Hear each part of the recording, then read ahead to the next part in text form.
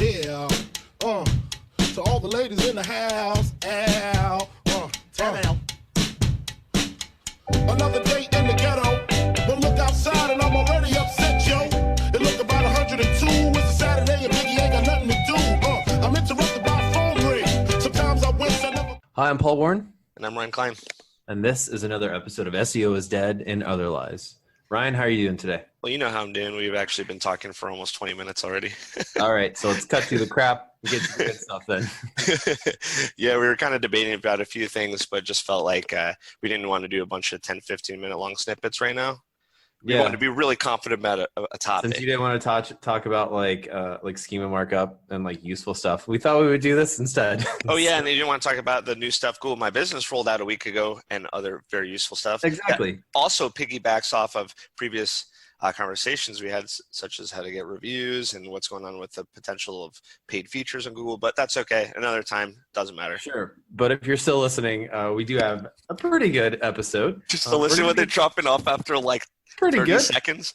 Okay, I'm out of here. See you later. So today we're going to be talking about how to build out an SEO department. So I've been through this a few times in my career now. I'm actually kind of in the middle of it at the moment.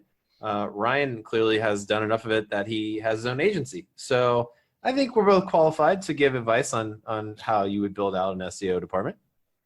We'll call it how to build an SEO dream team. Oh, thank you. You're using the title, the working title, the potential title that may or may not be seen once it's posted. But yeah, I do agree.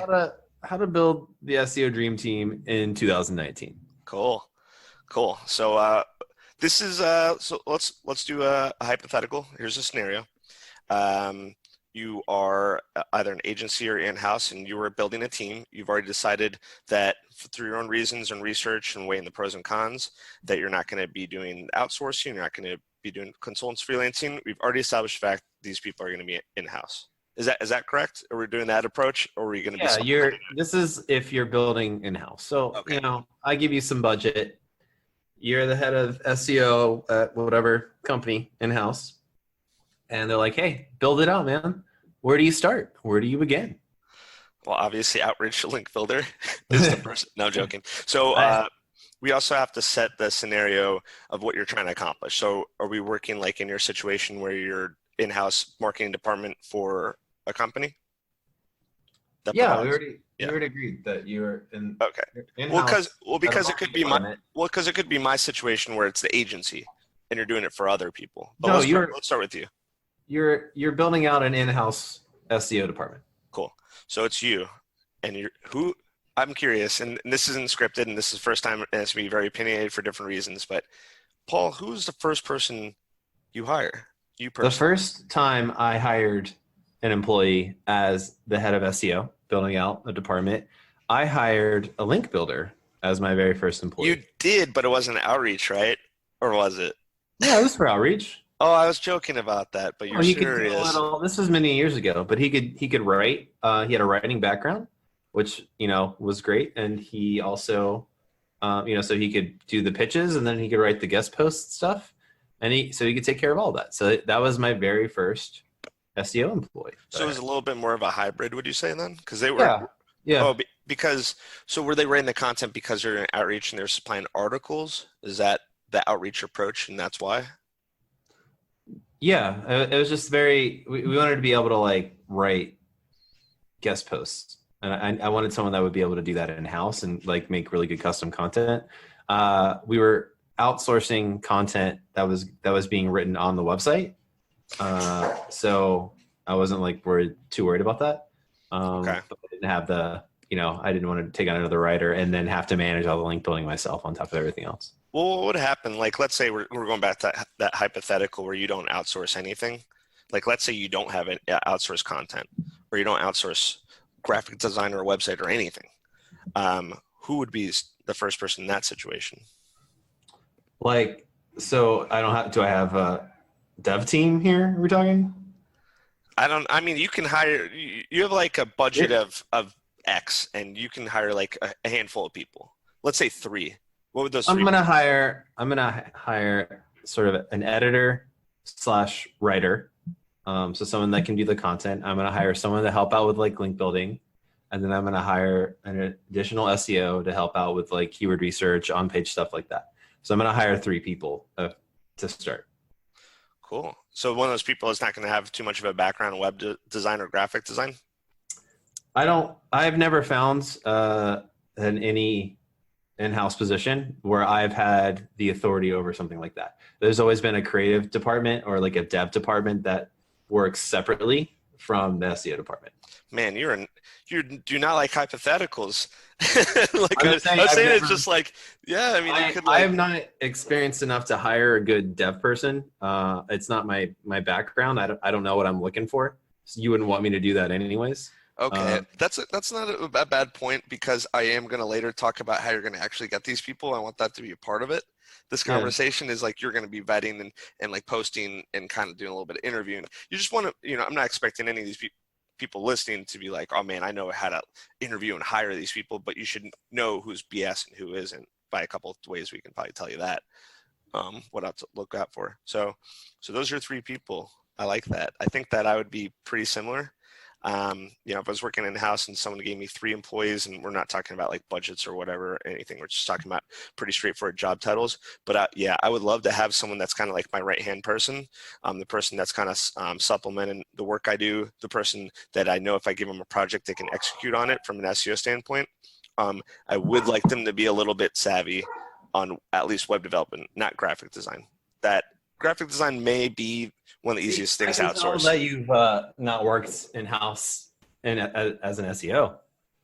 Well, I did work in-house as an SEO. No, you always worked for agencies. No, what do you mean? I worked in-house as a director of marketing for several law firms. What's that mean? You were an agency working in-house. No, I was an individual as director of marketing. All right, whatever you say. I've never worked I've worked a lot of places. You and I both know this. I've never worked anywhere where I would have been responsible for hiring anyone that would be in creative design. Oh no, I just said it would never be creative. It would be, but maybe a little bit of web dev. That's possible. Yeah, I've never been responsible for hiring anyone that would be doing web dev. Oh, either. okay. Yeah, I've been responsible for front end development, anything like that has never once fallen into the category of stuff that paid search now, social media marketing, things like that gets rolled into it, but never, just because developers, a lot of people adopt like, Scrum or just Six Sigma. Oh man, again, in project management stuff. Those departments, that's like really big. And I don't necessarily like do that for like an SEO department. I don't even think it's like a good way to manage projects for SEO. So. No, and typically not. I've talked to agencies about it, but not to get too far off. I completely agree. I love. There's something just so awesome about a person that's just in-house, just pumping out content all day, every day for your website and your other online assets for different reasons. Like having an in-house writer that's got your back for, content for social or for your website or for like guest posting or for article. Yeah. Like it's just awesome. Turn content around in like a day. It's amazing. Yeah. So I'd say, yeah. And also they're more, we're not talking about like budgets and all that right now. But a little bit of insight. Content writers tend to be on the cheaper side of our, the spectrum of people that work in-house in marketing. It's not saying that what they do isn't as valuable. It's just that, it's more accessible for people to be good writers, and people naturally, writers are, for the most part, writers, they are natural a lot of times. So there's a lot of just people that write. So that's an interesting point that you make, actually, because what I said, what I would hire, right, is an editor / writer, and their main purpose is to edit the content. So notice that I didn't just say writer, because I outsource all my stuff to writers because it's way more cost efficient. You can find writers who are like really, really good at a specific thing, like subject matter experts or SMEs, and that in a particular field. And they a lot of times they even have an audience of people that like listen to them, and they can like share like content that they've written for you. But as long as it's sort of like reviewed and stuff by someone in house, and they're crossing the T's and dotting the I's, that's what I'm looking for. But it's also really good if you need something turned around really quickly, copy wise. Like maybe it's an email, maybe it's just a blog post, whatever. To have someone in house that can do it, they're very invaluable. Well, I mean, just think about a writer. Like really, it's great having a loyal writer that's like committed to just writing for you day in, day out, because, they're not only like the content, blogs, articles, pages, but I think you just said it, maybe even like a newsletter, your press releases. And then more importantly, like even if you have great freelance writers or you outsource it to like other vendors and agencies, you're never going to have like someone that is going to be able to nail your tone or nail your angle or nail like the way that you want the voice of your website and content to be. Unless it's like an in-house person. They're more likely to accomplish it than anyone else. So that's why I like having at least like one go-to. But that's why it's an editor too, because at least if you have an editor in-house, they'll be able to edit content to match the tone as well, or at least give that feedback on your behalf. Yeah, that's good advice. Yeah. So we agree on the content. We agree that you want to have a go-to that's got your back as well, doing the research, SEO wise. You have a project and you want to eliminate 80% of the legwork. You have your go-to, your right hand that does it, just like maybe how you had Corey for a minute. And I'm sure he was doing all sorts of fun / not exactly that much fun stuff. Well, for me, actually, Corey was doing paid search, right? But was he doing most of the time? Interesting. Yeah, and I actually kind of had to teach him a lot of really important SEO tactics and basics and stuff. He wasn't quite there, but obviously, he's as good as any of us now. So, yep, I did a good job, is what I'm trying to say. Yeah. So at SEO, then I think the only thing we kind of separate on is that you'd like to have someone in-house for link building, which is great for authority, and I don't think the necessarily in my situation for what I do, and we probably have different visions, but I guess I'd prefer to have someone that's a little bit more savvy with maybe some more technical things, and you'd have someone that is working around the clock building authority. So well, one of the things that I would say, like, I would mix into all this, like combine it, right, is like citation building and like setting up your Google, like all the citations that you would for a business, like the major ones. I would kind of lump that all together in link building. And so, there's a lot of businesses that were locals, like their bread and butter. So it's sort of a pretty important role.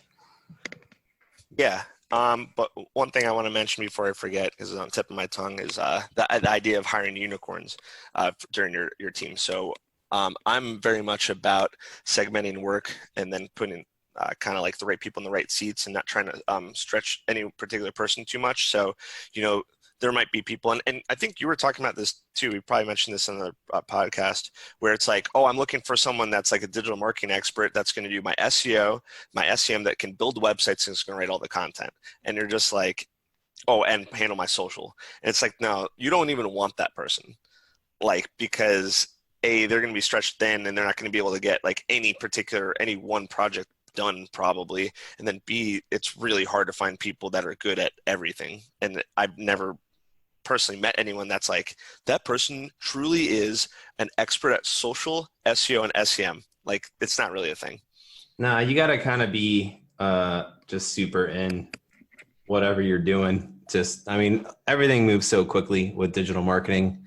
There's still always changing everything. There's always strategies to learn. It'd be impossible, honestly. It would be impossible to be an expert in all those things. I just don't. I don't agree. Like, that anyone can accomplish all those things professionally. Especially in our industry. Just know enough about them that you're not lost. And get ripped off, but don't try and be like an expert at all those things. Yeah, once you get out there and you're all like gung ho after our podcast, and it's like, oh man, I'm so ready to start my dream team. These guys know exactly what they're talking about. If you start talking to people you post on Craigslist or Indeed or Monster or whatever exists nowadays, actually I do know what exists because I hire people. That was stupid, but if someone says they're good at everything, that's already the red flag. That's kind of good advice too when you're hiring. Maybe you're hiring an agency. Because I had a friend, he was looking to hire an agency the other day, and they gave him a breakdown of everything they were going to do for them over the month, right? And it was like blogging, link building, social posts, just like a million different things that were unrelated, Yeah, that's already too much. I think if you put together a plan and it includes, because each one of those things you can write a Bible on each one, and so it was like $400 a month for like 20 different types of marketing things included? Well, there's only one or two things happening. Either it's in one of the cheapest countries in the entire universe, or they're not going to be able to accomplish Yeah, I was like, you need any to of those things. focus someone that's on someone that's good at like one thing, right? And then go with that. So Yeah, I think that's why we initially were like started with one person and we're like, actually, let's just start with 3 people because that makes a lot more sense. I mean, we're talking about like a dream team. There's no I in team, right? So yeah, it's got to be multiple people. So yeah, so good advice to follow. So let's talk a little bit about like, hey, you have to scale up, right? So maybe you hired your initial ones, your initial team. They've done well. You got to take it to the next level. That all of a sudden they've doubled your budget. How do you handle increases like that? Just easily spend the money. Just spend the money. That's the easy part. So let's say we have a team when we both agree, in-house content editor, they have plenty of work to do, link building in-house, that's cool. I'll just follow yours. Let's not worry about the web development part because that's just slightly different from everything else. So you have your link builder working around the clock. They're a great person. They come on time. They leave late. Perfect. All right. And then you got your content, and then you have your SEO assistant that does all the dirty work. Right. So we have these 3 people. In your experience, and even this has happened to you, what have you seen like ramp up the most for any particular reason? What I've seen is content creation ramp up the most. Okay. You kind of get to a point where like, hey, we did X amount of articles, we got X amount of traffic. What if we could double the traffic, right? And so you get to like, well, the first place you got to start with, you got to create more content. So usually just spitting out more content is always the first place everyone starts.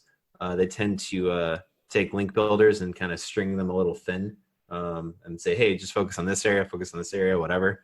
But usually when they're looking to scale up, it always starts with writers, and then people usually they put a lot more weight on the back of an SEO to do keyword research, and then they find more writers to write articles. They just have them spitting out stuff like that.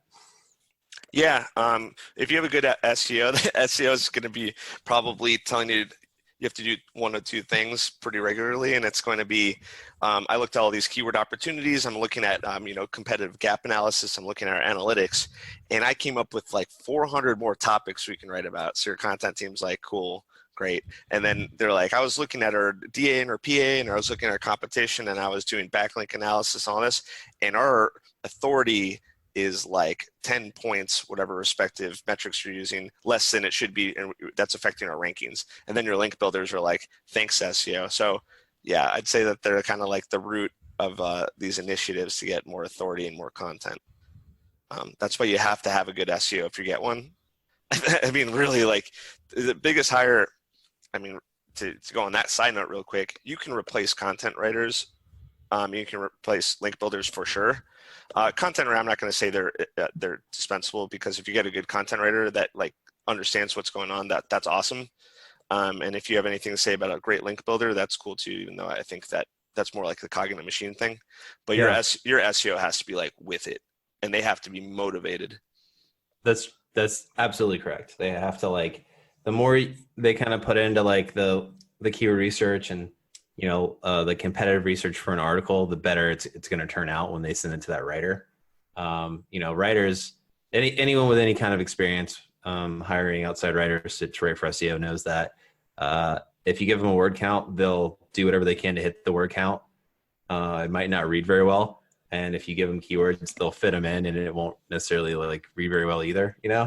So, but having a good SEO that can kind of like take care of that and like get back to give that feedback, and you end up with a good article that isn't like keyword stuffed.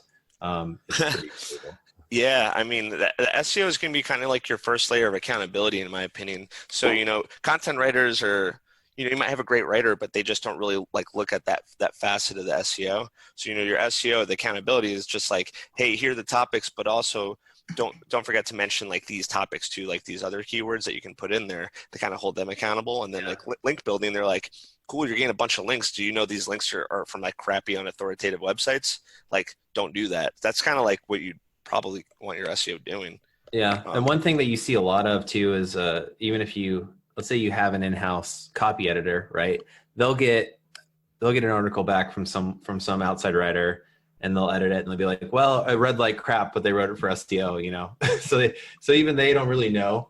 It's just like they don't, like SEO is like it's like an unknown thing to them. Like they don't know what's encompassing in it. It seems like a mystery, you know. They're like, oh well, it's okay if it's shitty because it's for SEO, right? So like I see that a lot. So it's really, you know, having a really good SEO that knows what content's going to be like and construct like a really good article that reads well is very, very valuable, because that shit can convert really well too. Oh yeah, I mean, content is, content's not exactly king, but it's way up there as important. It's at least Prince. It's the Prince, man. And then, I mean, it's insanely important. It's becoming more and more important, to be honest. Even since we started this podcast, I guess May of 2018, content is just like on a different standards than it's ever been. I mean, between EAT and algorithm updates and everything we're seeing, and it's just, it's been different. But links are still strong, so we're not gonna go there. But okay, so you're hiring a bunch of content writers. You're saying this. You're scaling, and typically what you see is content is typically the next move as far as growth for a dream team of in-house. Yeah, I mean, ultimately, you're not going to rank for things unless you have content on page, right? So you got to start there. Everything can be adjusted after you publish it. You know, you can optimize articles. You can add additional content to articles, cool things, infographics, videos, whatever, but you have to have some words on a page to get everything going. So that would be my advice. If you're going to scale up, you got to start at the beginning, which is at the content. Cool. So question for you, because you've been in, frankly, bigger teams than I have. I've always worked in places that are really no more than 15 or 20 people, and you, on the other hand, has been in the hundreds, so if not thousands for all I know. At what point do you think companies really at this point start hiring like pretty specialized people, like people that do like day in, day out graphic design for like ads and remarketing, or if they do email campaigns like you did, previously, but people that are just like e-blast experts? I think how does that happen? When any of those mediums become a large chunk of your business, of your lead gen, is when you when you go out and you find someone that can do it. So when you start seeing a real return, where all the expenses are paying for itself, and then it starts making you actual money off of it, that's usually when businesses find someone that can either build out a team or like do that stuff in a specialized role. Okay. So you're saying pretty much that if prior to you building the dream team, you already had access to like an amazing email list, and you've always been kind of savvy with email, that, one of your first hires could easily be just doing email, because that's just kind of how you're structured to begin with? No, I would say that like usually the evolution of it is somebody dabbles with it. Maybe it's the VP of marketing, whatever. They dabble with it. They see a little bit of results, right? They look at competitors. They see competitors doing the same thing. And then ultimately, if you're a VP, you're stretched thin for time as it is. You don't have time to do that kind of thing. So you usually pass off the responsibility to whoever will do it for a time. And then eventually it's like, okay, we got to take the next level. We got to find the right resources for it. Yeah. And then speaking, since we've been talking about this topic so often lately, when do you think that businesses are going to hire people that just do local? Is that their only job? They already do that now. Oh yeah? Who? I mean, is that you? I mean, they hired me specifically for my local SEO prowess. Job. That was a plug, Paul. Unfortunately, there is no such thing as just local SEO, right? It's kind of comprehensive. You got to take into account on-page stuff. You got to take into account organic rankings. You got to take into account technical SEO. So, I don't know if there really is such a thing like that. But my key focus area is Google My Business. Sure. And for them to have facilitated that position, this particular company has about 500 locations. Yep. About it's constantly growing. I mean, we're going to be at 600 here pretty shortly. So are you familiar? Can you like list them alphabetically? What cities are in? Because that's kind of like your job. what you I don't do. know if I can list the states You can't even list the states that we have. How about the I zip mean, codes? like America of America, Local question. I mean, every single one of those business listings goes to a dedicated geographic page. Yeah. I love it. Perfect. That's what you get for being the director there. They still have you doing with responsibility of 500 locations. They still have you dabbling in a few other things regardless. It's really pushing you. Yeah, they have me.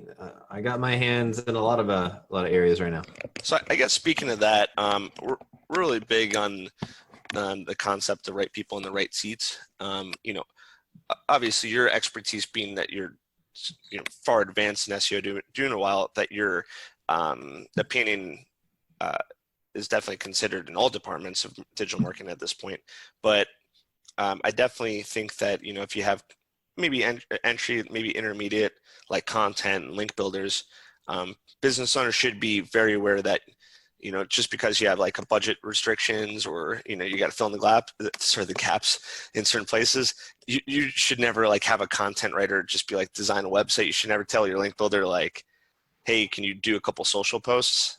Like, I'm very anti that kind of thing. If people are doing their thing, they should be staying in that. I mean, that's not to say that people can't move to different departments where they'd be happier or they'd be better at a particular role, especially if, like, let's say you're a link builder and it's a natural progression for a link builder to move into an SEO role. Sure. I've seen it many, many, many times because it's sort of like you cut your teeth on the basics of it. You learn like how it all kind of works and then you move up into higher things. But like it would be insane to give someone a role that requires expertise when they haven't acquired that expertise, and like have expectations for them to do well in it. And you see that pretty regularly, especially in the marketing. I think I want to make that point because it happens a lot.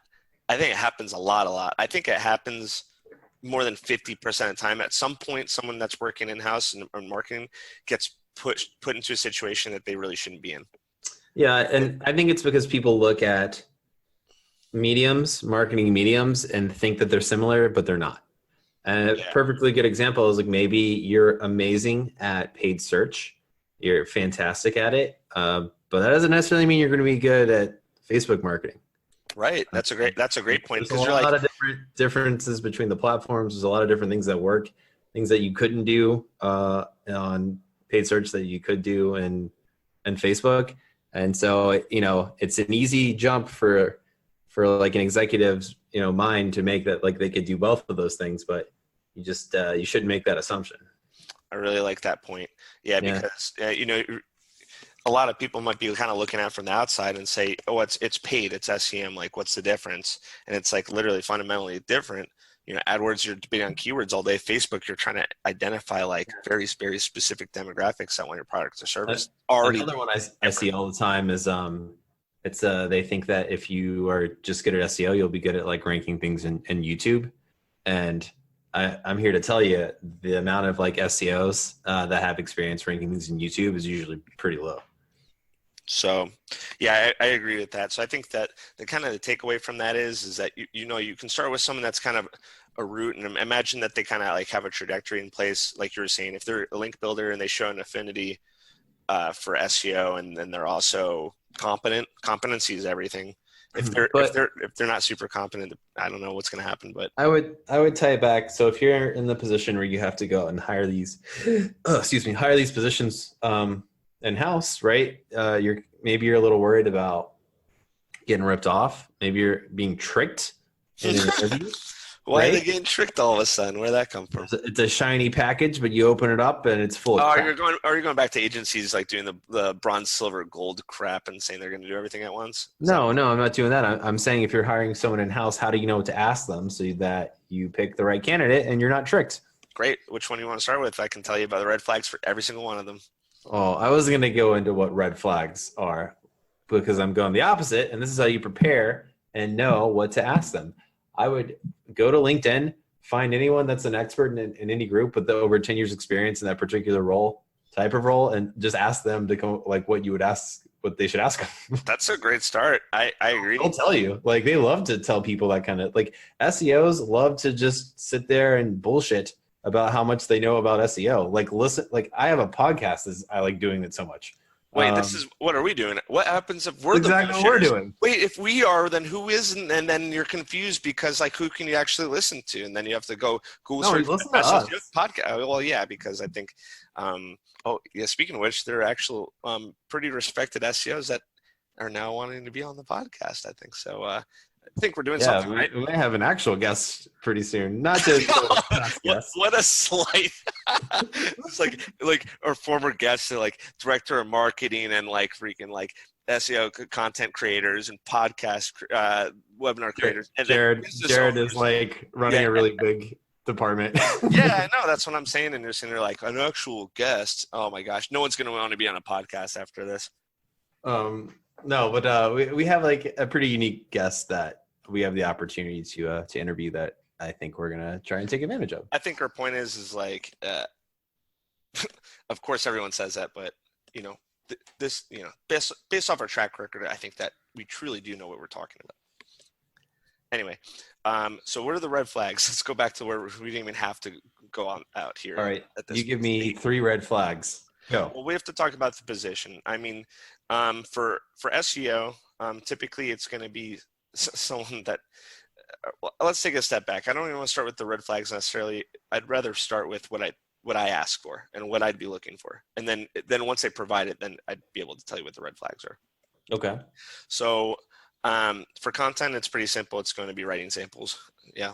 Can you believe it? Hopefully it's like 3 or 5. Hopefully you can get someone that's even relatively close to your industry. And if they haven't written for your industry, at least they've written for an industry at the same complexity. Or at least they've written for something. Or anything. Yeah. So, for us, it's like law firms. And then they're like, I haven't written for a law firm. I'm not going to like freak out. But I'm like, well, have you written for anything complicated? A little bit more complex, something you have to research.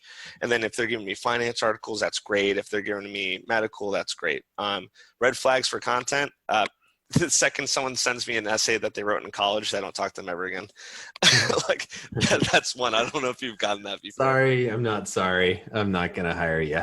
Yeah, they're like, this was like something really good I wrote for English comp too, and I'm like, I can't. I don't care. Yeah, that's a red flag. Anything where they've had all the rain samples are like 300 words or 400. They haven't written like an actual like real thorough article is typically a red flag, which means like you can't really trust them to write different kinds of content. And then if their content sucks, that's a red flag, because that means I don't have to explain that. All right, so that's my content for link building, or sorry, for SEOs. What's your red flag? No, it's your turn. You tell me. No, you're the one bringing up red flags, so you gotta go. Nah, I told you my content one. I know that content one. I know the content one very well because I've hired plenty of in-house and I have consultants, freelancers, and everything. All right. For me, go for it. I like to hire people. I don't expect anyone to know how to do everything when I hire them anyways, right? So I guess we'd have to say, what level am I hiring? Is this like a junior SEO or is this like a seasoned vet? Yeah, I think all these we're trying to be as accessible as possible for the majority of businesses. So there aren't a lot of businesses, I'm sure, that are like, cool, I can hire a 6-figure SEO person. It's going to be someone that like you're going to groom a little bit. So we're talking like a little more intermediate. All right, intermediate level. Things that I don't like to see are when people are like only white hat and like their answer. I mean, like to the fact that they're turned off by things, Yeah. I like to see people that have like explored like different facets of SEO, and not all of it's like going to be what you read in Moz. I agree. You know what it is? We're not expecting anyone to do gray or black, but we're expecting people to be very aware of how it works. I want to see someone that wants to experiment. What, in SEO, or that's the only place, right? No, in SEO, like they've experimented with their own stuff. You know what I mean? Like maybe they had a blog, whatever. They tried things. They went to different message boards. They read up about it. They're trying to like, whether they do those black hat things or not. Like I want them to like know about them and try and like, I just know how it all works. Like if you don't know that like that's a thing at all, it's a pretty big part of it. I completely huge part of it. If to not even know about it, it's like only knowing half the story. I agree. You know why? Because at the end of the day, unfortunately for a lot of people, you want to like close your ears and look the other way. Black hat works a lot of times, but the thing is you don't have to do it. If Black hat, the good thing about Black hat is you can take what you learn from it that you don't want to necessarily participate with pure Black hat, and you can learn a lot that can inspire you and motivate you to do it the same. Yeah, there's a lot of like cool things you can do with a lot of those methods that aren't Black hat. There's a lot of logic, that underlying logic for it, that you can apply and make a white hat, and it's important to know. And you'll never have a better understanding of how the algorithm works until you've exploited it. Plus, they won't let you go to Ungagged in London. I know. If you don't know Black hat. It's the saddest one. And that is so upsetting. All right. So now what are we talking about? Link building? Yeah, and you know link building specifically. So I mean, if they're not alive, yeah, I was gonna say to not hire them for link building. Or they show up. They don't show up for the interview. Yeah, like, and they would have to have like, and then no excuse for why they didn't show up. You know, at least if they even have barrier of entry for being a link builder is pretty low. Can you read? Can you write? Can you type an email and click send? If you can do all of those things, you can generally be a link builder. Wow, I see that you hold the link builders in pretty high regard, Paul. I mean, I think they're entry level, yeah. The very the very bottom of the totem pole of SEO is link building, unfortunately. But you know what? You can make good money link building. There's a lot of places that have a really good bonus structure. If you get it really quality links, you can make really good money. Are you allowed to tweak your email a little bit? What do you mean? Like, it's pretty much a script when you're doing outreach, but they encourage you to. I always encourage people to write custom emails, because generally if you put a little more work into it, you get better responses. If That's cool. So the dream team, that was some of the red flags. I mean, as far as hiring, where do you go? If you're starting off and you want to groom them, I've been using Handshake. That's what it's called, right? Handshake. Yeah, that's how you get in front of college students. It's been really cool, actually. Got good people, interns, and actual hires. Craigslist, I don't think I've used it in a while. I don't think I'd use that anymore. But you can do the Indeed route. You can do a lot of different places. LinkedIn. You can do you do LinkedIn, or you do word of mouth networking. You can ask your friends and family. You can hire your wife. You can hire your son. You can give your company to your son. If you're hiring an SEO, you want to go to LinkedIn, and I'll tell you why. Because you can optimize your shit in LinkedIn, and so SEOs are usually on LinkedIn because they can optimize something. Yeah, that's a good point. So you're gonna find like a lot more on there than anywhere else. Yeah, and we're not going to go into too much of that hiring in HR, but there's a couple places. I think we started using Jazz HR. I think is what it's called. Got a couple people that way. Indeed, is kind of you get like a lot of people that are just so unrelated. You're like, how in the world did you think that you can apply to this job? I just had freaking idea before, and I've gotten a lot of bad. It's weird. I'm just 2 years experience, and I listed out, and it's for intermediate SEO, and I got the response, and it's just I've been freaking slinging margaritas at Applebee's for 10 years, and I'm just I don't understand. But that's fine. I mean, whatever. It's you just don't want to waste your time in certain places. Okay, so that's what the dream team looks like. It's a lot of content. It's a lot of link building. What do you know? And then maybe some specialized people here and there, depending on what I was working the best. Maybe, if you don't have them, then you find them. Yeah, I mean, if you're killing it on social media and you want to leverage that, obviously you find a dedicated social person, which would be cool. I'm sure that having a really social media expert in-house is awesome. I've never had that. That's the future. Is a lot of places are definitely going to an owned social media marketing role. So whether it be organic social or paid, there's just a lot of money is being dumped into it from the paid side. So you're going to just see that become more and more of its own role. I mean, doing a dream team is sweet. I mean, there are people that they got your back. That every minute they're in the office, they're working on your crap. If you have some money left over, go ahead and hire a director of dank memes. That's just going to make everyone happy. I thought you were going to say, if you have money left over, hire my good friend Ryan's agency, Market My Market. They really do no plug. I'll get out of here. Okay, we're not going to go that way. No, I really, really like the idea of. I mean, when I talk to people and they're on the fence between agency and in-house, I'm just you know what? The split is is like very even sometimes. I've talked about over the years pros and cons of both, and sometimes depending on it, it's totally in-house, and sometimes an agency makes sense.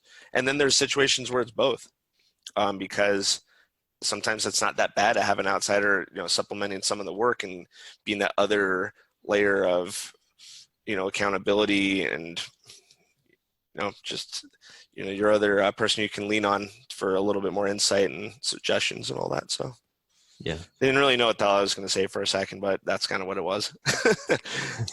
But yeah. Yeah. So, I hope everyone enjoyed this podcast. And I've been able to give, and Ryan and I guess both, because we've been in the industry for so long, some insight on how to do this if you're in the situation where you got to do it. So good luck. Yeah. The last thing I just want to say, just real quick, is if it's like kind of a small business, you want someone that's going to assist with something. Me personally, I really like the idea of like a good content writer, if anyone, just to do, they'll be able to fill in the gaps a lot of places, and with a little bit of SEO. If you don't have a budget whatsoever, but you want someone, that's my opinion.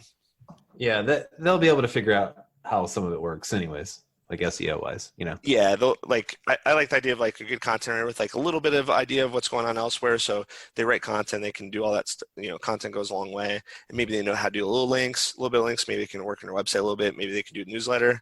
That would go a long way. But that'd be a dream person, not a dream team. Good thoughts.